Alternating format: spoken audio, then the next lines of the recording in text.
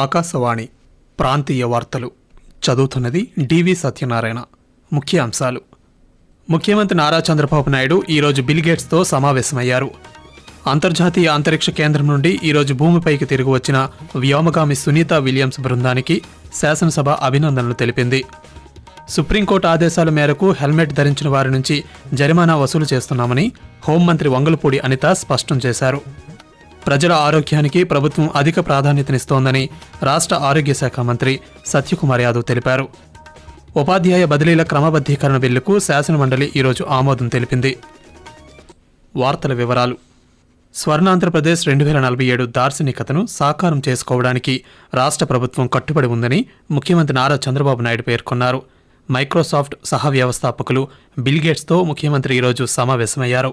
ఢిల్లీలో సుమారు 40 నిమిషాల పాటు ఈ సమావేశం జరిగింది.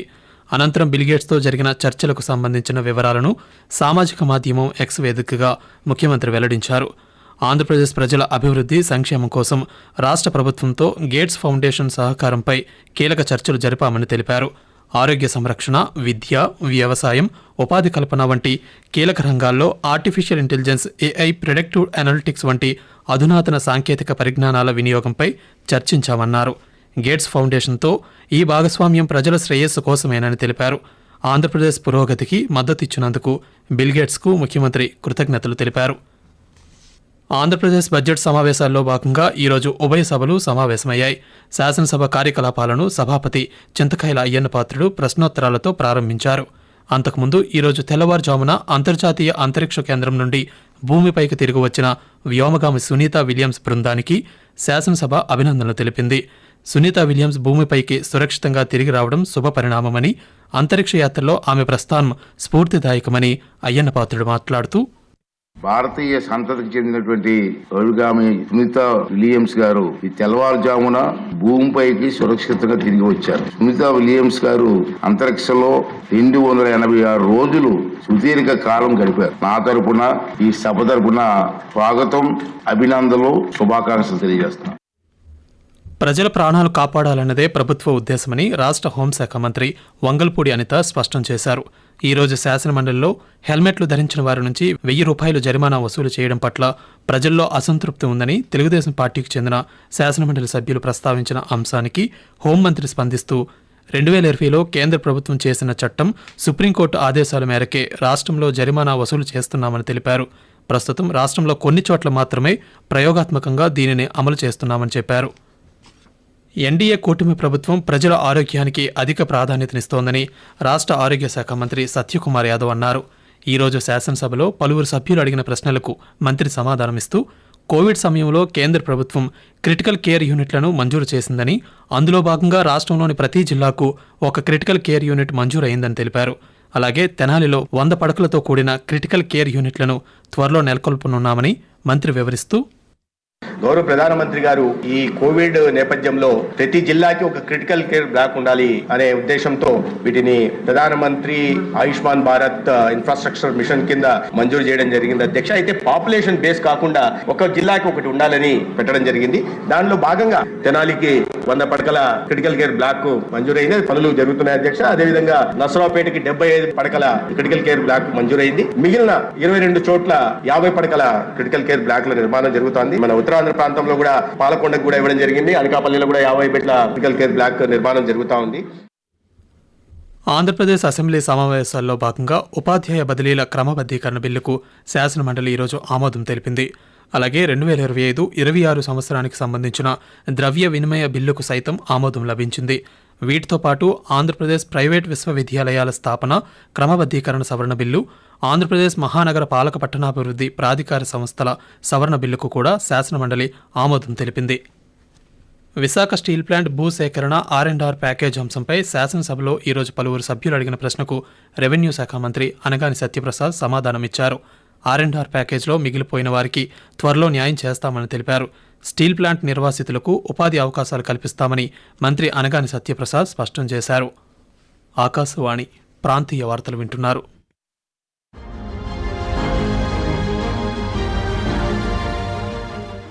Animation, cinema, gaming, comics, advertising వంటి సృజనాత్మక రంగాలలో యువత నైపుణ్యాలను అంతర్జాతీయ వేదికపై నిలిపేందుకు రూపొందించిన world audio visual entertainment summit waves సదస్సు ముంబై వేదికగా మే 1వ తేదీ నుంచి ప్రారంభం కానుంది.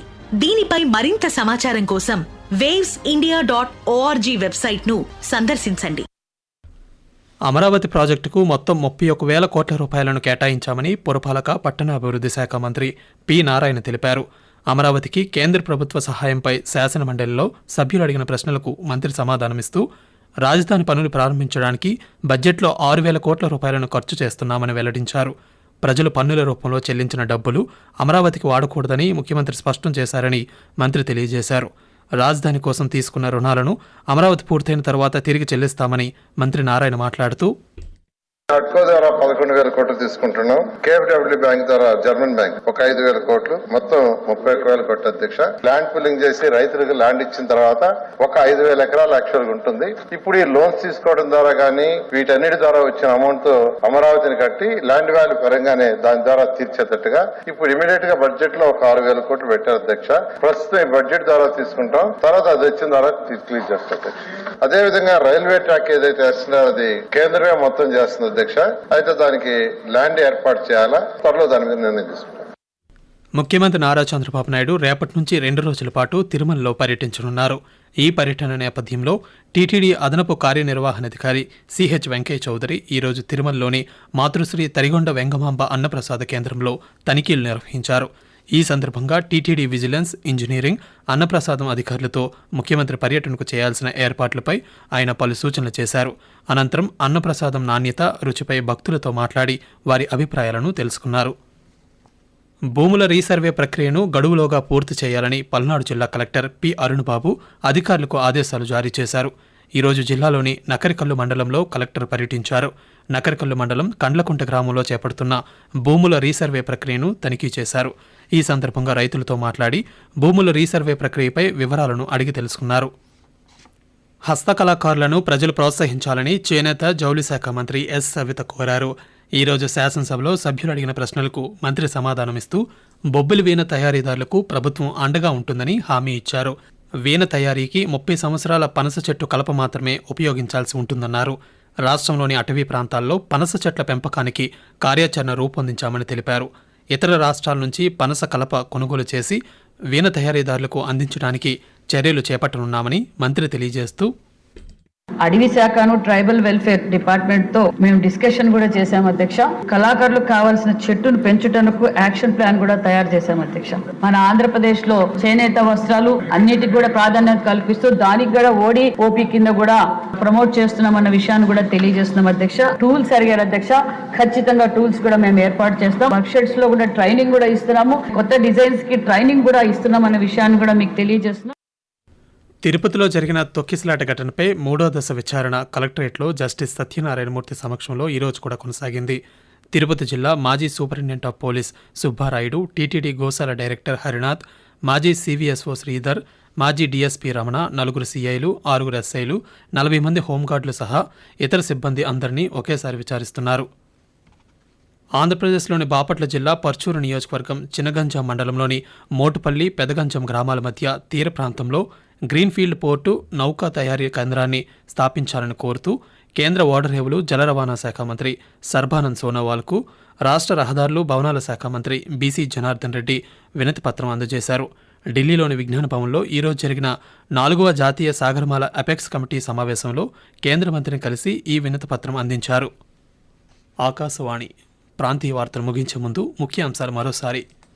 ముఖ్యమంత్రి నారా చంద్రబాబు నాయుడు ఈరోజు బిల్గేట్స్తో సమావేశమయ్యారు.